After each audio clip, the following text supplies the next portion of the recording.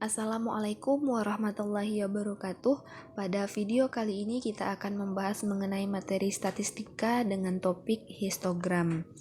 Nah, histogram itu sendiri adalah bagian dari grafik batang di mana skala horizontal mewakili nilai-nilai data kelas dan skala vertikal mewakili nilai dari frekuensinya. Nah, artinya adalah histogram ini merupakan bagian dari grafik batang di mana histogram berbentuk terdiri dari batangan-batangan, di mana histogram itu memiliki dua skala, yaitu skala horizontal dan skala vertikal. Nah, ini merupakan contoh dari histogram, di mana bentuknya terdiri dari batang-batang dan terdapat dua skala. Skala horizontal yaitu mewakili nilai-nilai data kelas dan skala vertikal mewakili nilai-nilai frekuensinya.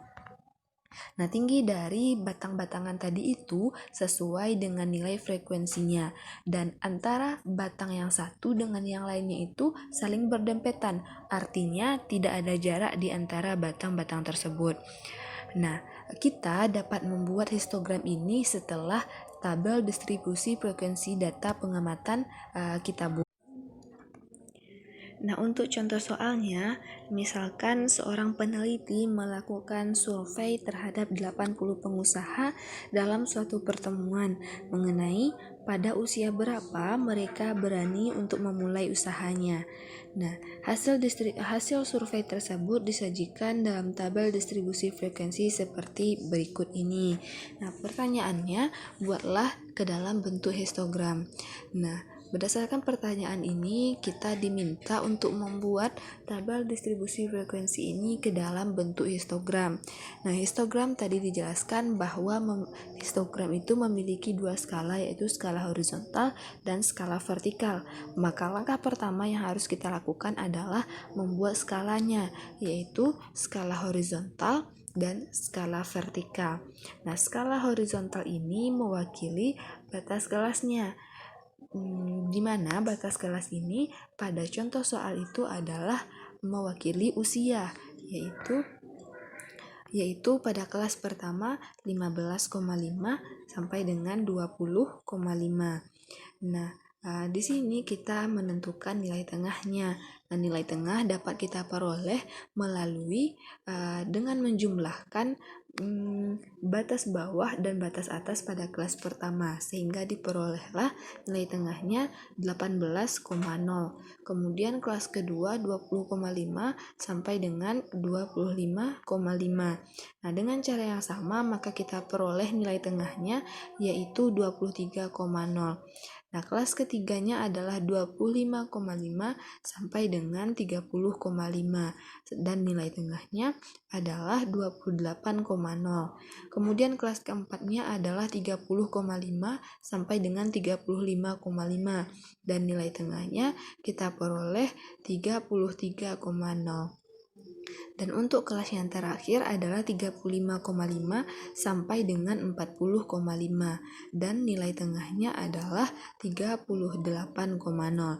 Nah, setelah kita membuat skala horizontalnya, maka langkah selanjutnya adalah skala vertikal. Nah, skala vertikal ini mewakili nilai frekuensi. Nah, karena di sini frekuensinya jumlah terbesarnya adalah cukup besar, yaitu 21, apabila kita menuliskan satu per satu, 0, 1, 2, 3 sampai dengan 21, maka hal itu akan membutuhkan tempat yang sangat besar. Nah, untuk mengantisipasi itu kita dapat menggunakan kelipatan.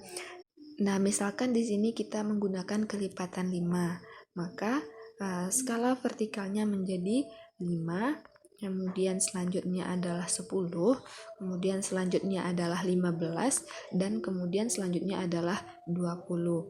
Nah, setelah skala horizontal dan skala vertikalnya kita buat, maka selanjutnya kita dapat membuat batang-batangannya. Nah, untuk membuat batangannya kita harus memperhatikan batas kelas dan frekuensinya.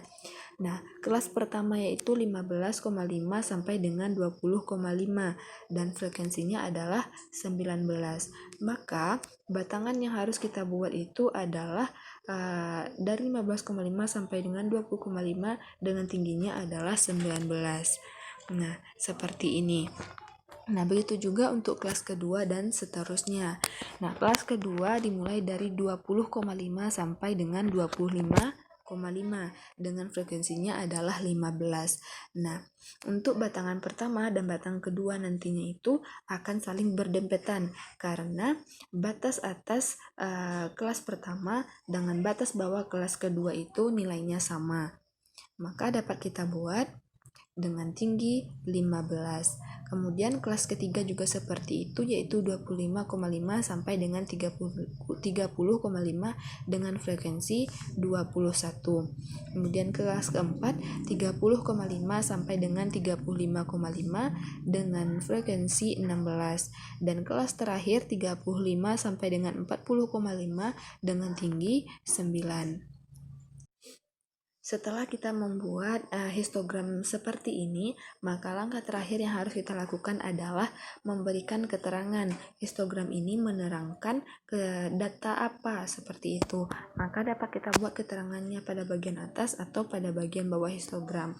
Nah, di sini kita akan membuat keterangan untuk histogram ini pada bagian atas, di mana histogram ini tadi datanya itu adalah hasil survei usia pengusaha dalam memulai usahanya. Maka dapat kita buat keterangannya histogram ini mengenai usia pengusaha memulai usaha.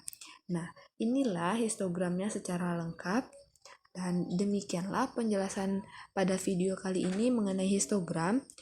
Sekian, terima kasih. Assalamualaikum warahmatullahi wabarakatuh.